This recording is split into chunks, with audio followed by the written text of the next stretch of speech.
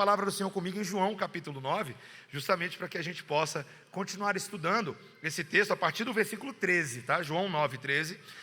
É a continuidade daquele texto que nós começamos a expor na semana passada, na qual Jesus curou um cego de nascença. E ele o fez justamente por dizer que ele é a luz do mundo e fez aquele milagre maravilhoso. E hoje nós vamos entender o que aconteceu depois disso. João capítulo 9, versículos 13 até o versículo 41. Eu peço que você ouça com atenção a leitura da palavra de Deus. Versículo 13 diz assim: levaram, pois, aos fariseus o que dantes fora cego. E era sábado, o dia em que Jesus fez o lodo e lhe abriu os olhos. Então os fariseus, por sua vez, lhe perguntaram como chegara a ver. Ao que lhes respondeu: aplicou lodo aos meus olhos, lavei-me e estou vendo. Por isso alguns dos fariseus diziam: esse homem não é de Deus, porque não guarda o sábado. Diziam outros: como pode um homem pecador fazer tamanhos sinais? E houve dissensão entre eles. De novo perguntaram ao cego: que dizes tu a respeito dele, visto que te abriu os olhos? Que é profeta, respondeu ele. Não acreditaram os judeus que ele fora cego e que agora via, enquanto não lhe chamaram os pais. E os interrogaram: é este o vosso filho, de quem dizeis que nasceu cego? Como, pois, vê agora? Então os pais responderam: sabemos que este é nosso filho e que nasceu cego, mas não sabemos como vê agora, ou quem lhe abriu os olhos também não sabemos. Perguntai a ele: idade tem? Falará de si mesmo. Isso disseram seus pais porque estavam com medo dos judeus, pois esses já haviam assentado que se alguém confessasse ser Jesus o Cristo, fosse expulso da sinagoga. Por isso é que disseram os pais: ele idade tem? Interrogai-o. Então chamaram pela segunda vez o homem que fora cego e lhe disseram: dá glória a Deus, nós sabemos que esse homem é pecador. Ele retrucou: se é pecador, não sei. Uma coisa sei, eu era cego e agora vejo. Perguntaram-lhe, pois: que te fez ele? Como te abriu os olhos?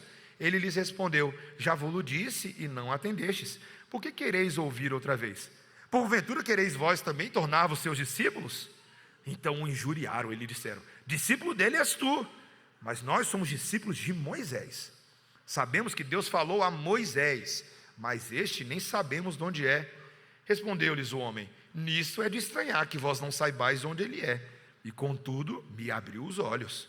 Sabemos que Deus não atende a pecadores, mas pelo contrário, se alguém teme a Deus e pratica sua vontade, a este atende.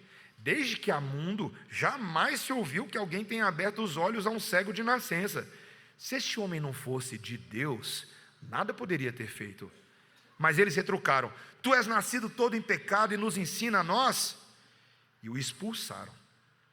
Ouvindo Jesus que o tinham expulsado, encontrando-o, lhe perguntou: crês tu no Filho do Homem? Ele respondeu e disse: quem é, Senhor, para que eu nele creia? E Jesus lhe disse: já o tens visto, e é o que fala contigo. Então afirmou ele: creio, Senhor, e o adorou. Prosseguiu Jesus: eu vim a este mundo para juízo, a fim de que os que não veem, vejam, e os que veem se tornem cegos. Alguns dentre os fariseus que estavam perto dele perguntaram-lhe: acaso também nós somos cegos? Respondeu-lhe Jesus: se fosseis cegos, não terias pecado algum. Mas por que agora dizeis, nós vemos? Subsiste o vosso pecado. Essa é a palavra do Senhor. Abaixa a sua cabeça, vamos orar. Senhor, que texto impressionante, que conversa importante para os nossos dias, em que tantas pessoas se acham pessoas que veem, mas não percebem que são cegos de nascença. Nós estamos aqui, Senhor, pela misericórdia de Deus, que decidiu curar a nossa cegueira e decidiu nos dar olhos para ver e entender a condição dos seres humanos no mundo. Então, Senhor, que essa palavra nos funcione como um encorajamento, uma exortação pastoral, uma exortação apologética e uma exortação que nos encoraje a vivermos fielmente a Cristo, em Cristo, neste mundo, em nome de Jesus, amém. Meus irmãos, no século XX, um dos problemas que mais assolou a situação da igreja presbiteriana nos Estados Unidos foi o problema do liberalismo teológico. No início do século XX, esse problema estava assolando as principais denominações presbiterianas nos Estados Unidos. E Deus, na sua misericórdia, quis levantar alguns homens conscientes do que estava acontecendo. A gente precisa batalhar esse problema do modernismo na teologia. O liberalismo teológico basicamente afirmava coisas muito graves contra a palavra de Deus. Por exemplo, de que Cristo não havia nascido de uma virgem. Outra afirmação do liberalismo teológico era de que potencialmente Cristo não havia ressuscitado dos mortos, porque a ciência dizia que isso não era possível. Entre outras coisas, um deles era o problema da autenticidade dos milagres, e por aí vai. Mas Deus levantou homens como J. Gresham Machen, que foi o fundador do Seminário Teológico de Westminster, e que não só fundou o Westminster, mas fundou também uma agência missionária, que era uma alternativa para a agência missionária presbiteriana, que estava ficando liberal. Ele também fundou uma denominação, a Igreja Presbiteriana Ortodoxa dos Estados Unidos, que depois foi a base para a Igreja Presbiteriana na América. E nesse seminário que ele fundou, tinha um homem chamado Cornelius Van Til, um homem importantíssimo na história presbiteriana moderna dos Estados Unidos. Cornelius Van Til foi um professor de teologia nesse seminário, e ele ficou muito conhecido pela ideia do pressuposicionalismo. O que era a ideia do pressuposicionalismo? Na verdade, era a explicação teológica do que estava por trás do coração desses liberais. O Cornelius Van Til, ele dizia que, na verdade, ninguém interpreta os fatos do mundo de uma forma neutra. A ideia para ele, e ele explicou isso a partir das Escrituras, é que todo ser humano olha para a realidade a partir de certos pressupostos espirituais, o que ele chamava de compromissos últimos do coração, que moldam o mundo como nós vemos, a verdade de Deus. São esses óculos, essas lentes que nós temos no nosso coração, e a maneira como o nosso coração, através desses óculos que ele tem, interpretam o mundo ao seu redor. Cornelius Van Til dizia que o problema do pecado não é apenas um problema moral, mas é um problema epistemológico.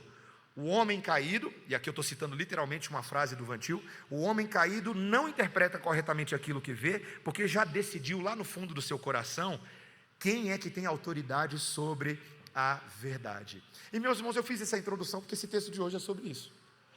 Por que esses fariseus não acreditam naquilo que eles estão vendo? Está todo mundo vendo, todo mundo está vendo um cego de nascença andando por aí, falando que antes não via e agora vê. Mas a gente vai perceber, meus irmãos, que o problema aqui não é o que os olhos físicos veem, mas o que os olhos espirituais não estão enxergando. O pior cego que existe é o cego que não admite que é cego. E nós falamos isso na semana passada, nós começamos falando que na verdade essa é a condição. Quando a gente observa o mundo, essa é a situação de milhares e milhares de pessoas que perambulam as ruas de Brasília todos os dias. É a situação de milhares e milhares de pessoas que acessam a internet e opinam e emitem juízo de valor sobre todo tipo de assunto, coisa que não entende, coisa que acha que entende, mas fala cheio de propriedade, sem perceber que é cego, sem perceber que ainda não entrou em contato com a verdade. E esse texto de hoje, então, vai contar para a gente, e eu pretendo fazer essa exposição não de forma longa, mas de forma relativamente breve, mas suficiente para que você possa entender. Eu tenho 4 pontos para a gente nessa noite. O primeiro ponto, meus irmãos, é que o problema de quando os pressupostos cegam os fariseus e as prioridades distorcidas. E quando eu usar a palavra fariseu nesse texto, eu vou usar várias vezes, tente aplicar essa palavra para o farisaísmo moderno, tá? Eu vou estar falando de fariseus no texto, mas você vai ver que é o mesmo problema do farisaísmo moderno que nós vemos hoje em dia, tá? Esses homens, então, tomam conhecimento, o texto de João nos diz no versículo 13, porque aquele homem que antes era cego, mas agora Jesus passou lodo, barro com saliva, mandou o homem se lavar. O homem foi cego andando, quando ele se lavou, tirou o barro do olho, com isso veio a visão, e ele voltou o caminho vendo e contando para todo mundo, tanto que a notícia se espalhou e todo mundo ficou confuso. Então a notícia chegou nos fariseus, e eles levaram o homem aos fariseus, e os fariseus logo o indagam, mas o indagam pelas coisas menos importantes de todos. Sabe por quê? Porque o texto menciona no versículo 14, que qual foi o dia da semana que aconteceu esse milagre aí? Sábado. E meus irmãos, os fariseus, eles tinham uma relação complicada com o sábado. Sabe por quê? Porque os fariseus eles eram legalistas. Legalista é quem pega uma ordenança de Deus e subverte o significado daquela ordenança para uma conveniência própria, para alguma coisa que o apetece. Então a preocupação daqueles homens era mais com o legalismo das suas próprias doutrinas do que com o verdadeiro significado do sábado. Qual era o problema de ser sábado, meus irmãos? Jesus já havia dito que ele era Senhor do sábado, que o sábado havia sido criado para o bem do homem, e não para escravizar o homem como esses homens faziam, mas era isso que eles estavam fazendo. Eles estavam preocupados, sabe por quê, meus irmãos? Porque no sábado, segundo a lei de Moisés, você não pode trabalhar, essa era a regra. Mas esses homens, meus irmãos, levavam esse conceito de trabalho à enésima potência. Você não podia fazer nada, lavar a louça era trabalho no sábado, né? Então a louça tinha que ficar suja, se você não lavou no dia anterior, já era. Qualquer coisinha minúscula, vamos supor que o seu boi, você está lá fazendo seu arado, seu boi estava lá, caiu no buraco, não pode tirar no sábado não, porque é trabalho. Meus irmãos, esses homens estavam discutindo se Jesus ter cuspido na terra e ter feito um pouco de lodo com barro, se era trabalho. Eles estavam chateados com isso. Olha o nível de legalismo desses homens. Eles não compreendiam. Como foi curado? Era sábado. Esse homem, então, não vem de Deus. Já emitiram um juízo de valor. Certamente Jesus não pode vir de Deus. Não tem como, porque está ferindo o sábado. Meus irmãos, o problema do farisaísmo, e aqui, meus irmãos, quando eu falo fariseu moderno, vai confrontando seus próprios pecados aí, tá? Porque o problema não é o zelo pela lei. Paulo disse em Romanos 7 que a lei é boa. O problema nunca foi a lei sempre foi boa. Mas o problema é que o zelo sem submissão ao Senhor da lei fazem com que os nossos pressupostos sejam assim. Basicamente, vou criar uma frase aqui para os nossos pressupostos, tá? Se Jesus não se encaixa no nosso sistema, então o sistema está certo e Jesus está errado, não é?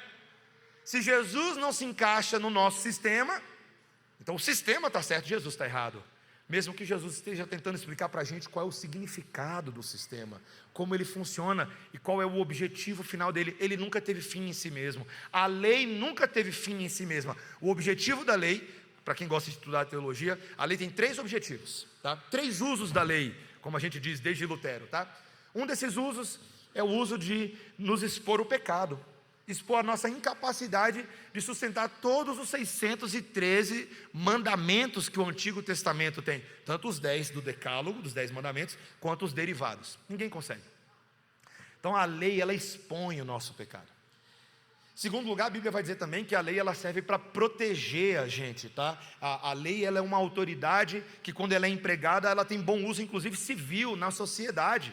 O uso da lei, o uso da autoridade tem benefício. Mas o terceiro e talvez mais belo uso da lei, depois de fazer todas essas coisas, é mostrar a nossa necessidade de Jesus. E uma vez que Jesus nos salva, não a lei, agora essa lei, que antes era para nossa condenação, agora ela é nosso prazer, nossa alegria, porque nós estamos em Jesus, que nos livrou do fardo da lei, e nós podemos servi-lo livremente. E essa lei que agora era antes contra nós, agora é motivo de deleite. Ela é mel aos nossos lábios, é lâmpada para os nossos pés, luz para o nosso caminho. Essa é a lei do Senhor. Então, meus irmãos, Deus está confrontando o meu e o seu pressuposto aqui nessa noite, tá? Podemos muitas vezes conhecer profundamente a lei e a Bíblia. Talvez você seja um desses. Eu conheço tudo da Bíblia. Fui mamado na escola dominical infantil. Já viu gente que fala assim? Fui mamado na escola dominical infantil. Mas tem gente que ainda assim resiste ao Deus da Bíblia, não se submete a Ele. Existe perigo real, meus irmãos, em defender tradições, cargos, sistemas e rótulos teológicos mais do que a glória de Cristo. Na verdade, o que levou à pré-reforma protestante e depois à reforma protestante foi a ruptura que homens como John Wycliffe e os Lollardos, ou Pedro Valdo e os valdenses, ou John Huss e os russitas, que perceberam a corrupção da maneira como a Igreja Católica usava a lei, e denunciaram e acabaram sendo perseguidos. Eu estava lendo essa semana sobre a perseguição dos russitas na Boêmia germânica, alemã. Morreram porque denunciaram o uso errado da lei que a Igreja Católica fazia. Isso nos leva ao segundo ponto, meus irmãos. No primeiro ponto eu disse que os nossos pressupostos podem nos cegar com prioridades distorcidas, mas o segundo lugar é justamente o medo da religião social, quando o temor de homens silencia a verdade. Esse é o nosso segundo ponto, porque o que vai acontecer agora é que os fariseus não estão satisfeitos, e eles vão lá chamar os pais do cego. porque eles não acreditam que ele era cego de nascença. Então cadê os pais dele? Então o texto nos diz que eles chamam os pais e começam com toda uma linha de pergunta muito difícil. Pais, ou muito esquisita: pais, é verdade que ele é cego de nascença? Imagina os pais que lidaram a vida inteira com um filho cego de nascença. Então a resposta é: sim, ele é um cego de nascença. Nós a vida inteira cuidamos de um cego de nascença. Mas a verdade, os pais dizem, é que agora a gente não sabe como isso aconteceu. A gente não sabe como ele passou a ver, como os olhos dele foram abertos, e a gente nem sabe quem foi exatamente a pessoa que fez isso. E no primeiro momento você acha que a resposta dos pais é mera ignorância, eles não sabem. Mas o texto vai explicar que, na verdade, eles estavam com medo. Eles estavam com medo dos fariseus, porque havia sido dito que qualquer que professasse crer em Jesus como Cristo seria expulso da sinagoga. Meus irmãos, terrível coisa é quando a religião começa a ser usada como coerção, manipulação. Conversando com uma das pessoas que virou membro da nossa igreja recentemente, vai virar, ela estava contando a história do contexto que ela veio, contexto supostamente evangélico. Ela cresceu nesse contexto, mas depois de um tempo, o pastor, tomado de orgulho, tomado de soberba, começou a usar da técnica do medo. E você sabe, você que já passou por esse contexto, ou você que vê isso na televisão, ou você que já ouviu notícias, sabe que muitas vezes você começa a fazer afirmações espirituais. Você vai perder sua bênção. Se você não ouvir o seu pastor, você está debaixo de maldição. Eu amaldiçoo a sua vida. Pastores fazendo esse tipo de coisa com membros, mas usando muitas vezes a doutrina, a própria doutrina bíblica, para sufocar a verdade e causar medo nas pessoas. Eu mencionei Lutero. Em 1517, o que estava constrangendo Lutero, meus irmãos, é porque tinha um cabrinha lá da Igreja Católica, debaixo da autoridade do Papa Léo X, que era o João Tetzel. E o João Tetzel, ele era um dos grandes promulgadores da doutrina das indulgências. Se você lembra bem o que eram as indulgências, eram basicamente prêmios que eram vendidos em barganha espiritual, né? Eram seguranças de perdão de Deus.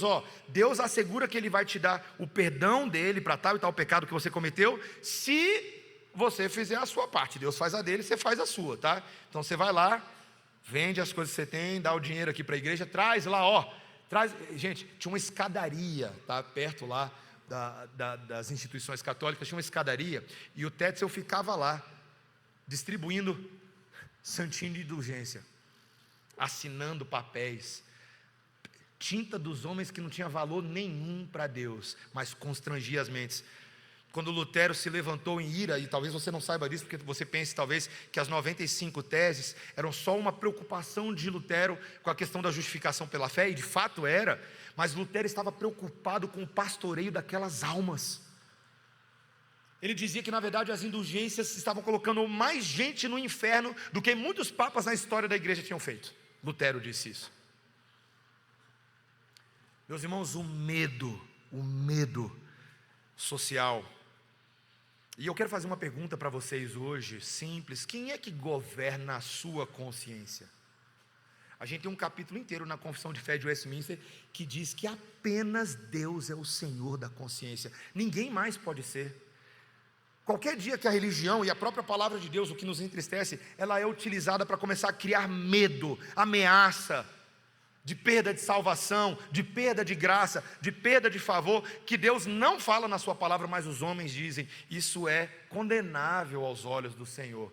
E cá para nós deveríamos livrar as pessoas desse tipo de medo, não tendo medo de abrir a nossa boca e falar para elas o que você está observando. Essa semana alguém me falou: pastor, me ajuda, porque eu tenho uma prima numa igreja dessas. Essa semana agora, eu recebi essa ligação terça-feira de manhã.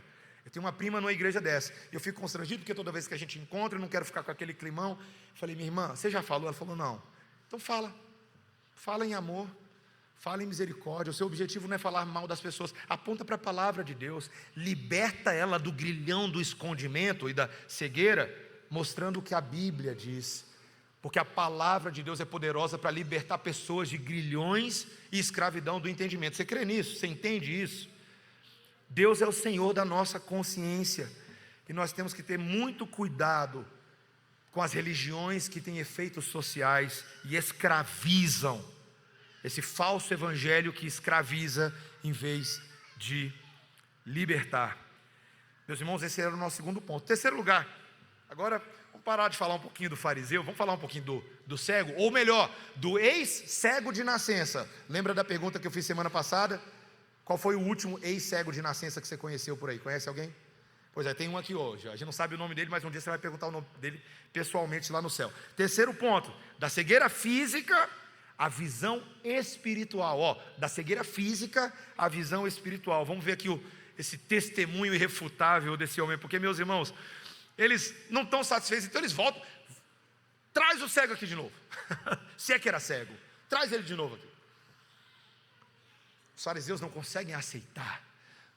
Ô ex-cego, ou cego, não sei como te chamo, dá glória a Deus aí. Deixa eu te falar uma coisa, para com esse negócio, porque esse homem aí era pecador, viu? Cuidado com isso, ameaça, era pecador. Meus irmãos, e o que eu acho lindo é porque as respostas que esse ex-cego de nascença vai começar a dar não são respostas de um grande teólogo ainda. Ele ainda não é um grande teólogo, mas é alguém que já experimentou algo que esse mundo não conhece. E ele começa a dar as respostas. É muito parecido com a mulher samaritana, porque ele começa a falar daquilo que ele sabe que ele está experimentando. Qual é o nome desse homem que te curou? Não sei, eu só sei que o nome dele é Jesus. Não tenho muita informação. Diga-se passagem, só de você falar o nome de Jesus, o inferno já treme, né? Porque é o nome acima de todo nome pelo qual importa que os homens sejam salvos. Lembre-se disso. Atos capítulo 4, versículo 12.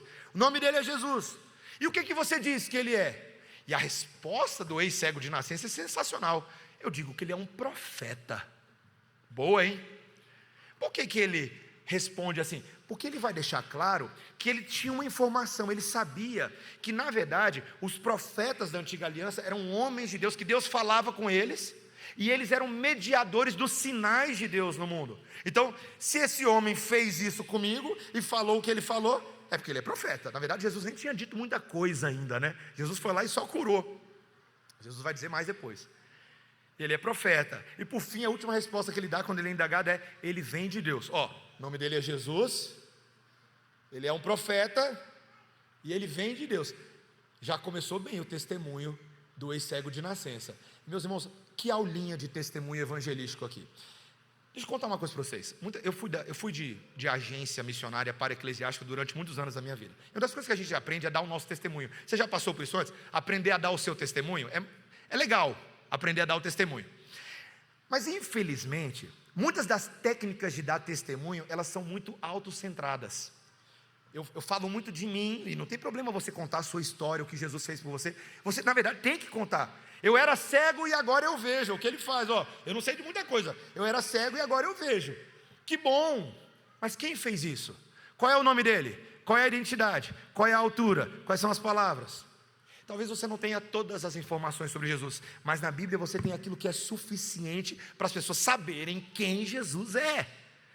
Ele é Deus. Ele é profeta, ele é sacerdote, ele é rei. Você lembra lá, tem aqueles jogos que você vai tentar descobrir a identidade de alguém, né? Quem jogou um desses jogos na Bíblia foi Jonas. Lembra quando ele estava no barco? O barco estava indo a pique por causa de Jonas, né? Estava dormindo lá, aí o marinheiro: vem cá, capitão, quem é você? Diga-nos de onde tu és. Quem é você? Para onde você está indo? E aí Jonas, cheio de culpa, né? Eu sou hebreu, dos hebreus, eu sirvo ao Deus que é criador dos céus e da terra. Essa tempestade aqui está acontecendo porque é o meu Deus que mandou. Não é esses ídolos falsos de vocês, não. A culpa é minha, desculpa aí, gente, né? Testemunho do profeta culpado, obstinado, né?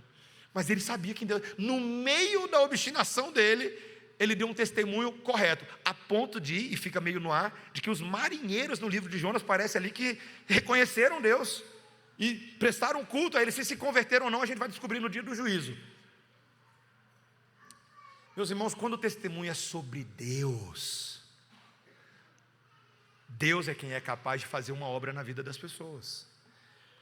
E é Deus quem nos transforma. Esse testemunho é um testemunho pessoal. Esse homem chega ao ponto de dizer: vocês estão chamando ele de pecador, mas na verdade, se ele não viesse da parte de Deus, ele não podia fazer nada disso. Porque tanto vocês quanto eu sabemos que só alguém que é enviado da parte de Deus pode fazer essas coisas. Foi a mesma conclusão que Nicodemo chegou, a mesma conclusão que a mulher samaritana chegou. Estava todo mundo concluindo a mesma coisa. Só alguém da parte de Deus pode, porque Ele disse, tá? Foi ele que disse: nunca antes na história desse mundo se viu um cego de nascença sendo curado de uma doença de nascença. Sabe aqueles povos exagerados que falam assim: nunca antes na história desse mundo. Era verdade. Não é normal isso, não acontece. Mas Jesus fez. E eu quero deixar bem claro para mim e para você. Semana passada a gente falou disso, mas eu quero que você se pergunte: que Jesus é esse, meus irmãos? Que Jesus é esse? Eu conheço um relato muito confiável de alguns anos atrás, muito confiável, de um colega missionário fazendo trabalho na África. Teve a oportunidade de conhecer um cadeirante. E houve uma situação. Esse cadeirante, ele era cristão, a família não era. Essas são as informações que eu tenho. E houve um missionário que passou naquela região pregando. E isso já tem alguns anos. Na região do Malawi, sul do Malawi, ali perto de Blantyre.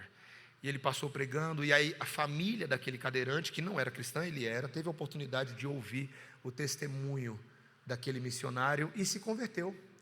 Só que a esposa era muito resistente, e aí ela, meio que pediu um sinal para Deus, aquela coisa que as pessoas fazem de vez em quando. Eu queria ver se é Deus mesmo. Fala o seguinte: cura meu filho cadeirante. Meus irmãos, o testemunho que eu recebi, eu não estava lá, eu não vi, mas eu recebi de mais de uma fonte confiável, é que esse homem dormiu um dia cadeirante e acordou no outro dia andando, lá na África, lá no Malawi, um cadeirante de nascença. Essa mulher ficou em choque, ela ficou catatônica, e talvez você poderia ficar muito impressionado com o milagre, ela poderia ficar muito impressionada, mas na verdade ela ficou catatônica, pensando: que Deus é esse? Não é um milagre, o milagre é grande, mas Deus é maior. Milagre é criação, pertence à esfera dessas coisas que estão no mundo criado, mas só alguém que não foi criado por mãos humanas pode fazer algo tão grandioso. Só alguém que tem poder sobre vida e morte, sobre biologia e fisiologia, pode dar vista ao cego, tanto físico quanto espiritual, porque o nome disso é conversão. Ah, pastor, eu não acredito nesses milagres. Não acredita não? Então vamos fechar o texto, porque o texto termina com o maior milagre de abrir os olhos aos cegos que existe. O nosso último ponto, meus irmãos, o encontro decisivo. E esse é o ponto auge do texto. Não é um milagre lá em si, é esse aqui. Porque, meus irmãos, o texto vai dizer nos versículos 34 que aquele homem havia sido expulso da sinagoga. Acabou sendo expulso. A família estava com medo, os pais estavam com medo de ser expulsos. Quem acabou sendo expulso foi ele. E aí o texto nos diz no versículo 35 que Jesus recebeu a notícia de que ele tinha sido expulso. E aí Jesus, que já não estava mais por ali, ele volta ao encontro desse homem. Que amor de pastor, hein? Volta ao encontro desse homem. E então nós temos essa conversa. Eu quero que você veja comigo os últimos versículos, essa linda conversa. Versículo 36, olha aí. Ele respondeu e disse: quem é, Senhor, para que eu nele creia? Na verdade, a pergunta do versículo 35, permita ler novamente. Ouvindo Jesus que o tinham expulsado, encontrando-o, lhe perguntou: crês tu no Filho do Homem? Ele respondeu e disse: quem é, Senhor, para que eu nele creia? E Jesus lhe disse: já o tens visto, é o que fala contigo. Meus irmãos, a pergunta que Jesus fez para ele não é se crês que Jesus é o Filho de Deus. Ele podia ter perguntado isso, mas ele não fez essa pergunta. A pergunta é: crês tu no Filho do Homem? Que expressão é essa, Filho do Homem? Ela aparece muito no Evangelho de Marcos, várias vezes. É uma das expressões favoritas de Marcos, o evangelista. Mas você sabe onde é que ela aparece a primeira vez? É no Antigo Testamento. É quando Daniel, depois de viver aquela saga com Nabucodonosor, fornalha, aquela coisa toda, cova dos leões, na verdade, né? Ele, a partir do capítulo 7, ele começa a revelar as visões que Deus deu para ele. E uma das visões que ele recebe é a visão, e que visão, né, meus irmãos? Ele vê o ancião de dias dando o reino e a autoridade nas mãos do Filho do Homem. Daniel capítulo 7, versículos 13 e 14. É aquele momento em que o Filho do Homem, sendo ele tão Deus quanto o ancião de dias, recebe o cumprimento daquelas promessas que haviam sido dadas no livro de Daniel, de que haveria, né? Tá lá, tem esses reinos do mundo, né? A gente sabe, tem a estátua que simboliza o reino da Babilônia, o reino da Pérsia, o reino da Grécia, o reino de Roma, o reino dos homens. Mas vem uma pedra arrancada de uma montanha e vem, pum, dá uma rasteira no reino dos homens. Um reino que não é desse mundo e dobra o reino de Roma. Que aconteceria, a gente sabe, no século IV, o edito de Constantino, o edito de Milão, que enfim, depois de séculos de perseguição da igreja, traria paz e faria do cristianismo uma religião oficializada. As pessoas poderiam ser cristãs sem medo de morrer, sem medo de serem lançadas aos leões. Humanamente você está vendo, Constantino, Concílio de Nicéia, Constantinopla, mas no reino espiritual invisível, é porque o Filho do Homem está fazendo valer o reino dele. Imagina esse judeu que conhecia, né? Esse cego claramente mostra que ele conhece a Bíblia em vários momentos, ele tem noções, referências, e ele pergunta: quem é esse Filho do Homem? Você está falando do Filho do Homem de Daniel 7, 13, 14? Quem é o Filho do Homem? É quem está falando com você agora. Esse é o Filho do Homem. Meus irmãos, diante da revelação da verdadeira identidade de Jesus, o cego, o ex-cego de nascença faz a reação correta. Ele crê e ele adora, é o que o texto diz. Ele creu e adorou. Os fariseus o expulsaram, Jesus o acolheu. Que contraste, meus irmãos. O tempo inteiro nós estamos vendo essa ironia do Evangelho. Esse homem que vê pela primeira vez na vida revela a cegueira de longa data dos fariseus. Aqueles homens só enxergavam a lei, mas esse homem curado agora vê o Messias para quem a lei aponta. Aqueles homens em sua arrogância só conseguiam se vangloriar de Moisés, mas esse homem em sua humildade só se vangloria de Jesus, para quem agora ele vive. Os fariseus estavam acusando aquele homem curado de andar nas trevas do pecado, mas é esse homem que está vendo a luz do mundo de fato como ela é, meus irmãos. O Filho do Homem que criou o próprio sol, ele que é o sol da justiça, criou o sol. Os fariseus excomungaram esse homem do templo, mas Jesus transformou esse homem numa pedra viva no templo de Deus. Uma pedrinha espiritual nesse edifício santo que nós cantamos hoje de manhã. Esse edifício santo que tem como pedra fundamental, a âncora das nossas almas, a pedra angular, Jesus. Meus irmãos, eu gostaria de deixar bem claro para vocês, porque eu não tenho como ser mais evangelístico do que a própria Bíblia, então compete a mim falar para você da Bíblia. A Bíblia inteira, a vida cristã inteira consiste em conhecer Jesus, cada dia mais e cada vez melhor. Jesus, o Filho de Deus. Essa é a mensagem predominante do Evangelho de João. Essa é a mensagem predominante dos 4 Evangelhos. E essa é a mensagem predominante de Gênesis, Êxodo, Levítico, Número, Deuteronômio, Josué, Juízes, Ruth, 1 Samuel, 2 Samuel. Mateus, Marcos, Lucas, João, Atos, Romanos, 1 Coríntios, 2 Coríntios, Gálatas, Efésios, Filipenses, Colossenses, Tessalonicenses 1 e 2, 1 Timóteo 1 e 2, Tito, Filemão. Vai, você termina. Tem Hebreus no meio do caminho. 1 Pedro, 2 Pedro, tem Tiago, tem 1, 2, 3 João, tem Apocalipse, de Gênesis 1 a Apocalipse 22, tudo é sobre Jesus, meus irmãos, que abre a vista das nações. E João 9, aqui eu termino o meu sermão, é um texto que na verdade ele está nos confrontando com uma verdade que confronta os seus pressupostos, a camadinha do seu coração e os óculos que você está usando. A pergunta é: quem é realmente cego? Meus irmãos, Cristo não se submete aos nossos pressupostos. Sabe por quê? Porque somos nós que devemos nos render à revelação de Jesus. Jesus pega todos os seus pressupostos aí, tudo que você acha que você sabe da vida, e faz assim, ó. E Ele abre os seus olhos para que você contemple a Jesus nas maravilhas da lei dEle. E você nunca vai poder dizer para ninguém que você não sabia, porque Ele hoje está falando com você, hoje à noite, pela palavra dEle. Ele está dando oportunidade para que cegos vejam. E meus irmãos, o que é lindo do convite de Jesus é que vale para qualquer pessoa.